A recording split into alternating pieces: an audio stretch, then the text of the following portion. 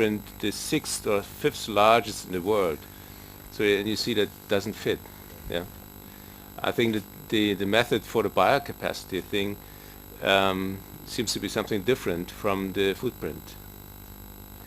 But still, there's ample room to improve this kind. And I would like to stress, Patti, that I think the footprint is a wonderful tool for communication. I think it's not really a tool for policy making, but for communication, it's great.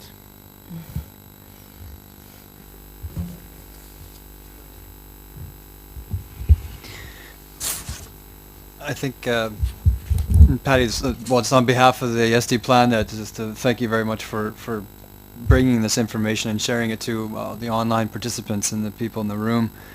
I think this presentation and the footprint really gets to the spirit, for sure, of this session in terms of accountability and measurement for sustainable development.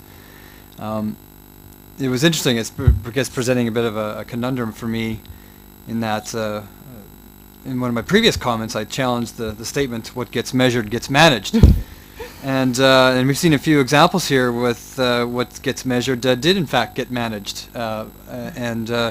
And we look at the, I guess, the case example of the United Arab Emirates that you presented, where the footprint, when brought to the fore, and I'm sure there was a lot of other reasons and policy pressures, looked at that measure, and it sort of sparked some action in various ways on the footprint.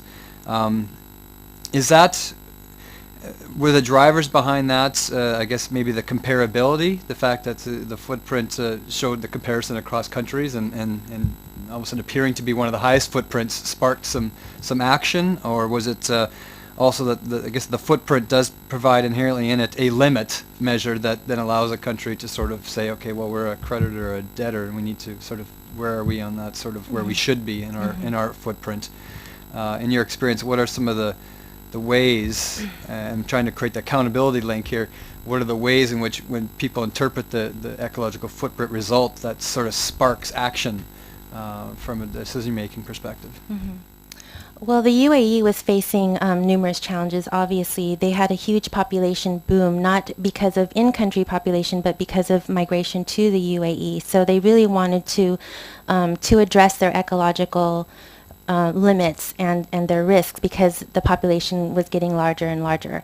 So because of the way we present it, we understand that they get caught up in the rankings, but we really like to stress not to focus too much on the rankings, because there are different factors that go into that. You know, not all countries are the same, obviously, and when we find a methodology for one country, it could shift all the other countries a different way. So it's not necessarily reflective of what's going on in that country alone. It's part of a global community. So there are different factors that go into where you rank, so to speak. And then, so I think for the UAE, it was really, they're a small place. It rapidly developed, and the population continues to grow. So they were concerned more for their economic and their social well-being, and they wanted some kind of indicator tool so that they could just go back, every year and see how their different policies are affecting their footprint.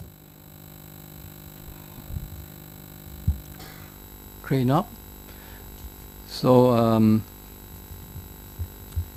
thanks for Ms. Pati. It's very good. It seems to me that carbon footprint is good for mechanism or tools, clustering and help follow up.